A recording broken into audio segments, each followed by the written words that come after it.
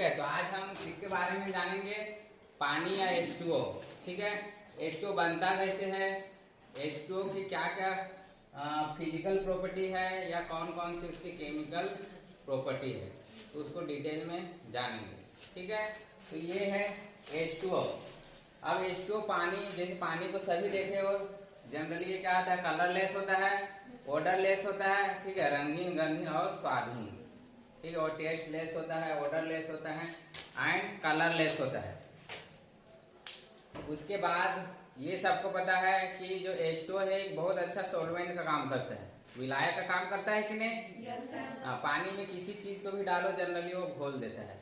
ठीक है, क्योंकि उसमें सॉल्वेंट नेचर होता है जनरली, इसलिए इसको यूनिवर्सल सॉल्वेंट भी बोलते हैं। पानी को क्या बोला जाता है, H2O को यूनिवर्सल सॉल्वेंट।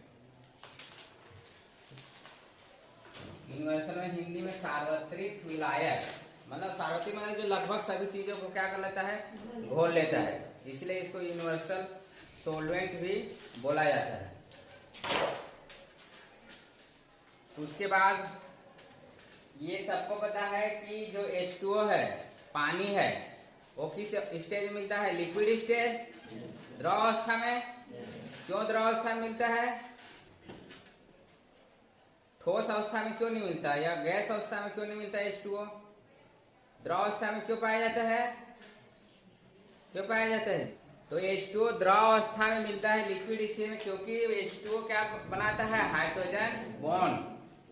हाइड्रोजन बॉन्ड बनाने की वजह से ही जनरली जो वाटर के मॉलिक्यूल्स होते हैं वो लिक्विड स्टेज में पाए जाते हैं। जैसे ये H2O है, ये किस तरह से बनाता है हाइड्रोजन बॉन्ड, ये इस तरह से जितने भी H2O के मॉलिक्यूल होते हैं कंटिन्यू एक दूसरे के साथ हाइड्रोजन बॉन्ड के थ्रू क्या होते हैं, जुड़े रहते हैं। ये क्या है, हाइड्रोजन बॉन्ड।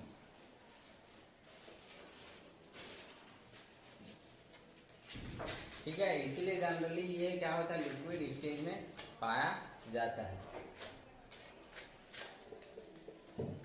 और एक चीज, ये लिक्विड स्टेज में पाया जाता है, इसीलिए जनरली जो H2O होता है इसका मेल्टिंग और बॉइलिंग पॉइंट बहुत ज्यादा हाई रहता है, बहुत ज्यादा पाया जाता है। ठीक है, पानी का बॉइलिंग पॉइंट कितना होता है,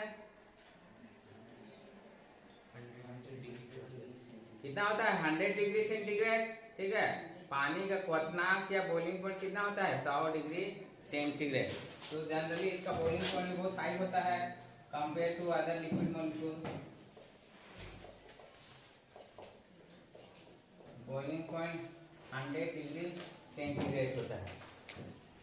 अब मेल्टिंग पॉइंट कितना होता है, कितना होता है, 0 डिग्री सेंटीग्रेड। कितना होता है, कितना टेम्परेचर पर पानी जमने लगता है बर्फ के रूप में, कितना, 0 डिग्री सेंटीग्रेड। तो मेल्टिंग पॉइंट को भी लिख लेना, कितना होता है मेल्टिंग पॉइंट, 0 डिग्री सेंटीग्रेड।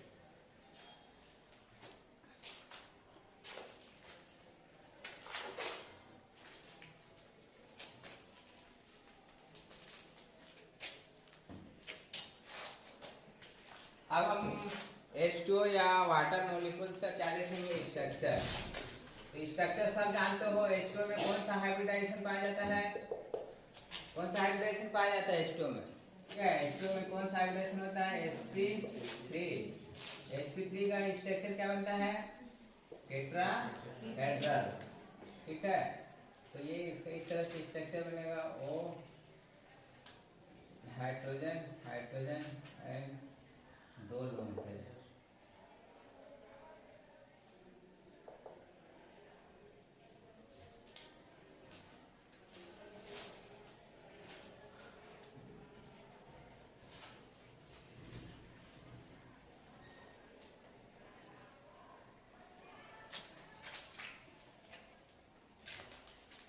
ठीक है, तो दो चीज मैं बताया था, किसी भी हाइब्रिडाइजेशन जब स्ट्रक्चर पढ़ते हैं तो उसका ज्योमेट्री और शेप क्या होता है, अलग अलग होता है कि नहीं। हाँ, तो ज्योमेट्री क्या होगा इसका, इसकी ज्यामितीय संरचना क्या आएगी, टेट्राहेड्रल। क्या आएगी, टेट्राहेड्रल। लेकिन जब इसकी शेप की बात होगी तो शेप में बताया था हमें लोन पेयर को कंसीडर नहीं करते हैं। तो क्या होगा इसका स्ट्रक्चर, शेप क्या आएगा, क्या आएगा जी, कौन सी दुनिया में जीते हैं। गाड़ी वालों कितना बार बढ़ा चुका हूँ, उसके बाद भी लोन पे ये दोनों को हटा कर दिए, कैसे दिख रहा है, ऐसे भी शेप दिख रहा है कि नहीं, उल्टा भी दिख रहा है कि नहीं, ऐसे भी दिख रहा है कि नहीं ये। तो शेप क्या होता है इसका, भी शेप।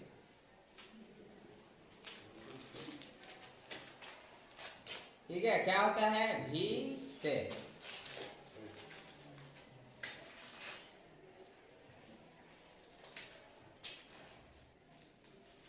अब इसका तुमको निकालने पूछता है बॉन्ड एंगल। बॉन्ड एंगल, बंद कोण कितना होता है पानी का, कितना आता है बॉन्ड एंगल, कितना आता है H2O का बॉन्ड एंगल कितना होता है। टेट्राहेड्रल में बॉन्ड एंगल कितना होता है 109.28 डिग्री सेंटीग्रेड। ठीक है, किसी भी टेट्राहेड्रल कितना होता है, तो लेकिन H2O का कितना होता है बॉन्ड एंगल कितना आता है, क्योंकि H2O में कितने लोन पेयर होते हैं, 2। ठीक, और एक लोन पेयर बॉन्ड एंगल को कितना कम करता है, कितना कम करता है जी। तुम लोग को 12वीं वालों कितना बार पढ़ा चुका हूँ जब तुम लोग, और एक बात तो मैं बुलाना नहीं चाह रहा, तुम लोग सब जानते हो करके। पहला ही क्या बोला मैं, 12वीं वालों को पढ़ा चुके हैं, बोला ना, और सब जानते हो करके मैं नहीं बुलाना चाह रहा था। लेकिन देखो तुम पूरा कुछ जवाब नहीं दे रहे हैं, मतलब पढ़ाना नहीं पढ़ाना एक बराबर। एक लोन पेयर रहता है किसी भी कंपाउंड, तो बॉन्ड एंगल कितना कम करता है,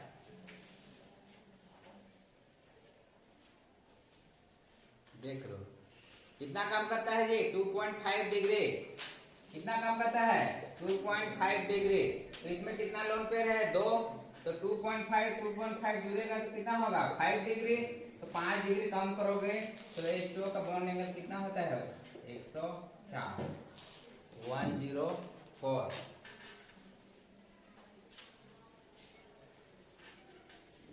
इनके एग्जाम में भी क्वेश्चन आ चुका है 11वीं का एनुअल एग्जाम में। ये मीथेन है और ये अमोनिया है और ये H2O। क्वेश्चन आया हुआ था कि मीथेन में भी sp3 हाइब्रिडाइजेशन होता है, अमोनिया में भी sp3 और H2O में भी sp3। लेकिन मीथेन का बॉन्ड एंगल कितना होता है 109.28, अमोनिया में कितना होता है 107 और H2O कितना होता है 104। तो ऐसा क्यों, तो एक भी लोन पेयर नहीं होते, इसमें एक लोन पेयर होता है और इसमें 2 लोन पेयर होता है। तो इनमें लोन पेयर होने की वजह से बॉन्ड एंगल क्या हो जाता है, कम हो जाता है, और इसमें बॉन्ड एंगल नहीं रहता, लोन पेयर नहीं हो रहता, इसीलिए बॉन्ड एंगल उसका उतना ही रहता है 109.28 डिग्री। एक है पानी क्वेश्चन क्या आता है, H2O में sp3 हाइब्रिडाइजेशन होता है। ठीक है, और कोई भी कंपाउंड जब sp3 हाइब्रिडाइजेशन होता है तो उसका बॉन्ड एंगल कितना बताया मैं 109.28 होता है। ठीक है, लेकिन H2O का बॉन्ड एंगल 104.5 डिग्री होता है, क्यों। ठीक है, क्यों, कौन बताएगा क्यों होता है। हाँ, इसमें 2 लोन पेयर पाए जाते हैं, 2 लोन पेयर पाए जाते हैं तो क्या होता है, हाँ?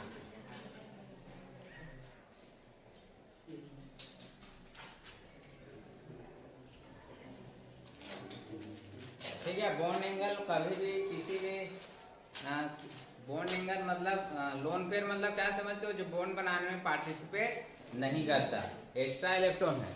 ठीक है, लेकिन वो भी बॉन्ड बनाना, कारण क्या लिखोगे, क्योंकि H2O में 2 लोन पेयर होता है जिनके बीच में रिपल्सन होता है। रिपल्सन में देखा जाए तो सबसे ज्यादा रिपल्सन लोन पेयर के बीच होता है, उसके बाद लोन पेयर बॉन्ड पेयर के बीच में, और सबसे कम रिपल्सन होता है बॉन्ड पेयर और बॉन्ड पेयर के बीच। ठीक है, ये थ्योरी USPR थ्योरी के अनुसार हम पढ़े हैं क्लास 11 में। इनको तो नहीं पढ़ा है, लेकिन 12th वालों को पता है कि इस थ्योरी के अनुसार सबसे ज्यादा रिपल्सन किसके बीच होता है, लोन पेयर, उसके बाद लोन पेयर और बॉन्ड पेयर, और सबसे कम रिपल्सन किसके बीच होता है, बॉन्ड पेयर और बॉन्ड पेयर के बीच में। इसका फुल फॉर्म क्या है, कौन बताएगा। यूएस क्या होता है, वैलेंस, एस से क्या होता है?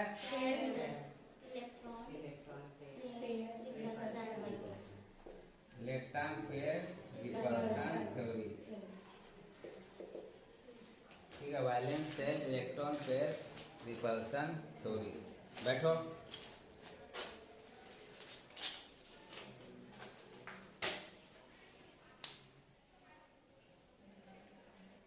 तो अगर किसी भी कंपाउंड में जितने ज्यादा लोन पेयर होंगे वो कंपाउंड उतनी ही ज्यादा क्या होगा? अनस्टेबल होगा कि नहीं?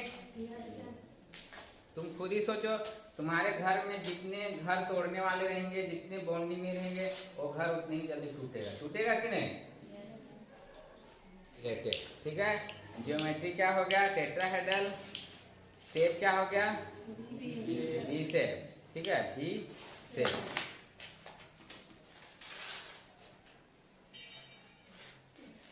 ठीक है, अब सेकेंड क्वेश्चन इसी से क्या पूछता है? जैसे हम देखेंगे ऑक्सीजन है। ठीक है, ऑक्सीजन कौन से ग्रुप का है? 16 है। ऑक्सीजन के नीचे क्या आता है? सल्फर। ठीक, ठीक है, ऑक्सीजन, सल्फर, सेलेनियम, टेलोरियम। तो तुमको पता है कि ये दो हाइड्रोजन से जुड़ता है। कितना कितना हाइड्रोजन जुड़ा? दो से जुड़ा तो पानी बन गया। दो से बनाओगे तो हाइड्रोजन सल्फाइड गैस बन गया ये। ठीक, तो अब इसी से क्वेश्चन पूछता है कि ये तुमको पता है कि H2O द्रव अवस्था में पाया जाता है, बोले हम लोग ये लिक्विड स्टेज में पाया जाता है। ठीक है, लेकिन ये सभी कौन सी स्टेज में पाए जाते हैं? किस स्टेज में पाए जाते हैं? गैस। तो इसका कारण क्या है?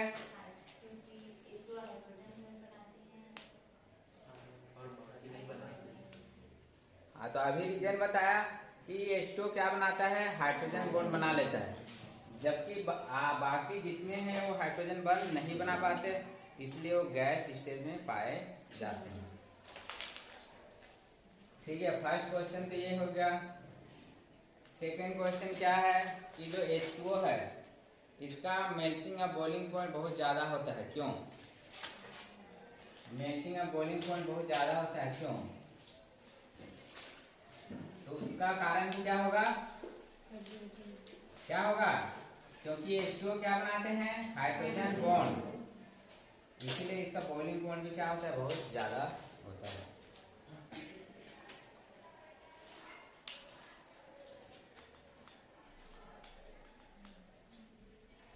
समझे? अब थर्ड क्वेश्चन इसकी एसिडिटी से पूछता है, इसकी अम्लीय ऑर्डर से, अम्लीयता से। तो बताओ H2O, H2S, H2SC और H2SC।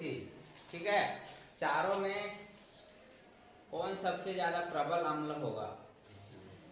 किसकी अम्लीयता, एसिडिटी सबसे ज्यादा होगी चारों में? ये ऑक्सीजन, सल्फर, सेलेनियम, टेरिलियम और पोलेनियम है। इसका साइज छोटा, साइज नीचे जाने से क्या होता है? बढ़ते जाता है, मतलब आकर्षण बल क्या होता है? कम होते जाता है। अब इसके पास हाइड्रोजन जुड़ा है, 2 हाइड्रोजन, इसके पास 2 हाइड्रोजन जुड़ा है, इसके पास भी 2 हाइड्रोजन जुड़ा है, इसके पास भी। किसका आकर्षण सबसे ज्यादा होगा? किसका? जिसका साइज छोटा, आकर्षण ज्यादा। तो ये हाइड्रोजन को इसको बाहर निकालना है, क्योंकि एसिड मतलब जो हाइड्रोजन बाहर करता है, प्रोटॉन बाहर निकालता है, वो क्या कहलाता है? अम्ल। ब्रांस्टेड-लोरी क्या बोला था? जो प्रोटॉन डोनर होता है वो क्या होता है? एसिड। और जो जितना जल्दी प्रोटॉन निकालेगा, हाइड्रोजन निकालेगा, उतने ही क्या होगा? Strong acid. तो हमको देखना था कि चारों में कौन पहले हाइड्रोजन निकालेगा। तो जिसमें आकर्षण कम रहेगा वही ना निकालेगा। इसमें निकालने जाएगा तो ये ऑक्सीजन इसको छोड़ेगा ही नहीं, क्योंकि साइज छोटा है, आकर्षण ज्यादा है, तो हाइड्रोजन को निकलने ही नहीं देगा। अब जैसे जैसे नीचे जाएंगे, इधर जाएंगे, तो इसका साइज इतना बड़ा रहता है, आकर्षण बल इतना कम रहता है कि इसको हाइड्रोजन से लेना देना ही नहीं है, ये अपने। ठीक है, तो जैसे तुम देखे होगे पानी और बर्फ दोनों चीज को देखे हो, तो दोनों में कौन भारी रहता है? पानी। ठीक है, कंपेयर टू बर्फ। जबकि बर्फ ठोस अवस्था में पाया जाता है, और तुमको ये पता है कि जो भी ठोस अवस्था में मिलता है उसका डेंसिटी या वजन ज्यादा रहता है। जानते हो ना इस चीज को? लेकिन इसमें जस्ट उल्टा केस है। पानी और बर्फ में बर्फ पानी की तुलना में हल्का होता है, ठीक है, या उसकी डेंसिटी क्या रहती है, कम। जैसे तुम अगर बीकर में पानी डालो और बर्फ ऊपर डालोगे तो बर्फ तैरने लगता है, तैरता है कि नहीं? नहीं डूबता है, क्योंकि बर्फ होता है पानी की तुलना में हल्का होता है, या बर्फ की डेंसिटी पानी से क्या होती है, कम। तो इसका कारण पूछा जाता है, तो ऐसा क्यों होता है? बोली तो बोली, फिर भी गलत ही बोल दी। हाँ, वो तो उसके ऊपर कोई बैठता है, उसका कारण है पृष्ठतनाव। चलो, किसको पता है पानी और बर्फ में बर्फ की डेंसिटी या घनत्व या बर्फ पानी से हल्का होता है, क्यों? ये तो सब देखे हो कि नहीं? और कभी दिमाग में आया होगा ऐसा क्यों होता होगा, क्या आया कि नहीं? किसका आया? कुछ नहीं सोचते तुम, एकदम न्यूट्रल, जो हो रहा है दुनिया में होने तो हमको क्या लेना देना। हाँ, कभी नहीं देखे कि बर्फ क्यों हल्का होता होगा भाई, जबकि ये ठोस अवस्था में पाया जाता है, इसका वजन तो ज़्यादा होना चाहिए। ऐसे ख्याल आया कि नहीं? हम लोग पढ़ते थे तो हमारा तो आता था, और तुम लोग का कभी दिमाग में ही नहीं आया। क्यों होता है बताओ, क्यों होता है ये?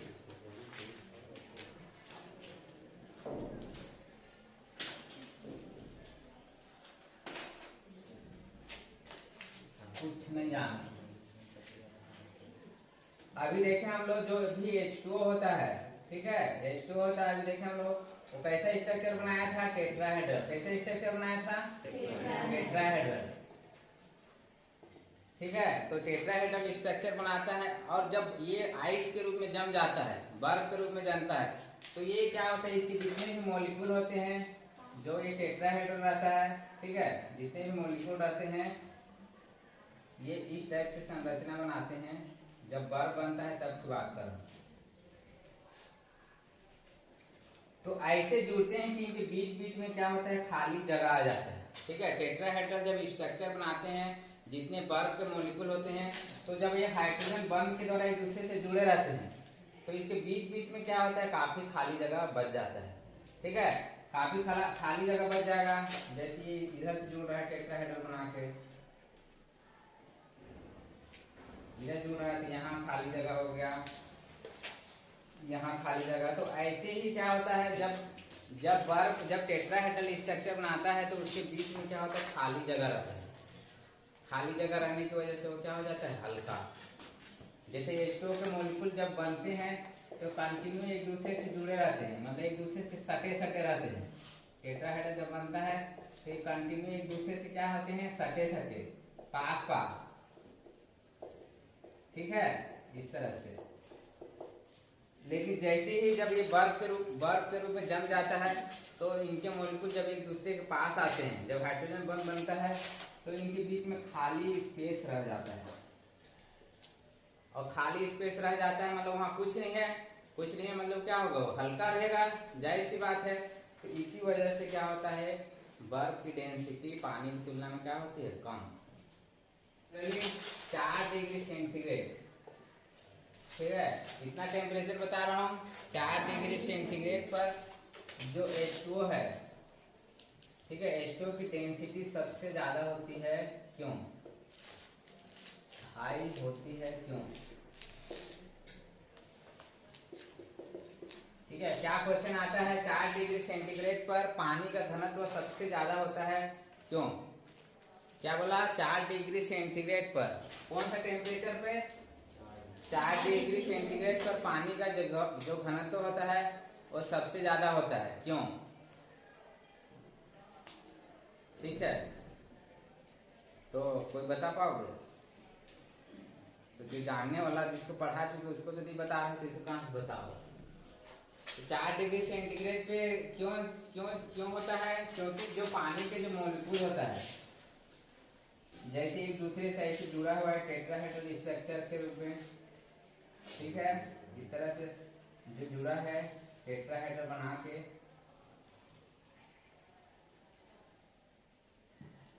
तो जब 4 डिग्री सेंटीग्रेड मतलब तो उसको 4 डिग्री सेंटीग्रेड हल्का थोड़ा सा गर्म कर रहे हैं, ठीक है, 4 डिग्री सेंटीग्रेड तो उसको थोड़ा हल्का गर्म कर रहे हैं, तो क्या होता है, इसके बीच जो हाइड्रोजन बंद रहता है, ठीक है, इसके बीच जो हाइड्रोजन बंद रहता है वो क्या होता है, एक दूसरे के पास पास आ जाते हैं। हाइड्रोजन बॉन्ड क्या हो जाता है, थोड़ा टूट जाता है, ठीक है, टूट जाता है और एक दूसरे के क्या आ जाते हैं, पास पास, मतलब संकुचन हो जाता है। जैसे मॉलिक्यूल फैला हुआ है तो एक दूसरे के क्या आ जाते हैं, पास पास, ठीक है, पास पास आ जाते हैं। तो पास पास अगर मॉलिक्यूल एक दूसरे के सटेंगे तो क्या हो जाता है, वजन बढ़ जाएगा।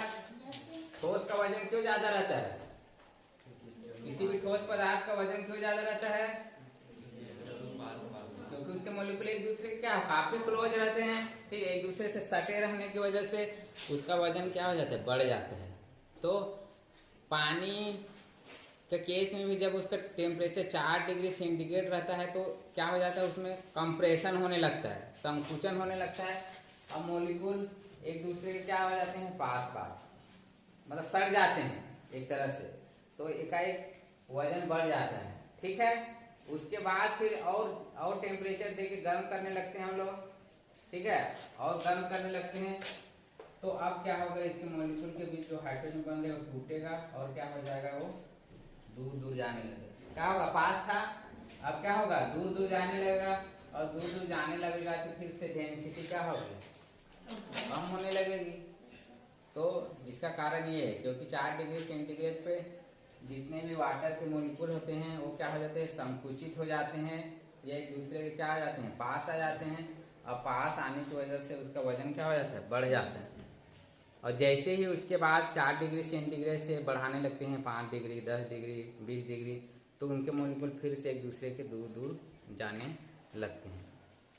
उसके बाद तो तुम जैसे जैसे और टेम्परेचर बढ़ाते जाओगे 20, 25, 50, एकाएक जब तुम टेम्परेचर बढ़ाते जाते हो तो पानी क्या होता है, धीरे धीरे गर्म होने लगता है, होता है कि नहीं, हाँ। अब उसके बाद गर्म होने लगता है, गर्म होने लगता है, उसके बाद जैसे ही 100 डिग्री सेंटीग्रेड होता है तो उबलने लगता है, उबलता है कि नहीं, हाँ उबलता है, फिर वो किस में चेंज होने लगता है, भाप में, ठीक है। क्यों चेंज होता है, हाँ, क्योंकि जो उसके बीच जो हाइड्रोजन बॉन्ड था वो कम्प्लीटली टूट गया, मॉलिक्यूल एक दूसरे से अलग हो गए, अलग हो गए मतलब वो अब इधर उधर बिखर सकता है, क्योंकि गैस के मॉलिक्यूल में क्या होता है, किसी तरह का बॉन्ड नहीं रहता, इसीलिए लगातार क्या होते हैं, घूमते रहते हैं। तो हाइड्रोजन बॉन्ड जब टूट जाता है H2O का 100 डिग्री सेंटीग्रेड पे, तो फिर वो गैस की तरह क्या होने लगता है, भाप बन के इधर उधर उड़ने लगता है। तो ये रीजन था कि 4 डिग्री सेंटीग्रेड पर किसी भी वाटर मॉलिक्यूल्स का क्या होता है, डेंसिटी सबसे ज़्यादा होने का कारण। क्योंकि पहली बात तो जब ये हाइड्रोजन बॉन्ड बनाए थे तो जैसे ही थोड़ा टेम्परेचर देते हैं तो इसका बॉन्ड एक बार टूट जाता है, हाइड्रोजन बॉन्ड रहता है और टूटता है धीरे धीरे, टूटने की वजह से एक दूसरे के आ जाएंगे पास पास। उसके बाद जैसे ही और टेम्परेचर बढ़ाएंगे तो फिर एक दूसरे के फिर दूर दूर जाने लगते हैं, और दूर दूर जाने की वजह से उसका जो डेंसिटी वो क्या हो जाता है, कम हो जाता है। तरह ये किसकी तरह बिहेव करता है, अम्ल की तरह कि क्षार की तरह, हाँ दोनों की तरह। तो इसीलिए उसको क्या बोलते हैं, उदासीन बोलते हैं। इसीलिए क्या बोलते हैं उसको, उभयधर्मी नेचर। क्या बोलते हैं, उभयधर्मी नेचर, इंग्लिश में क्या बोलते हैं, एम्फोटेरिक।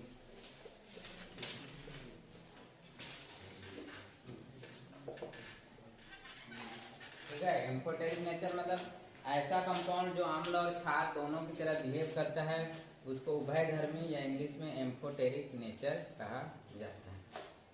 जैसे एग्जांपल हम लेते हैं H2S प्लस H2।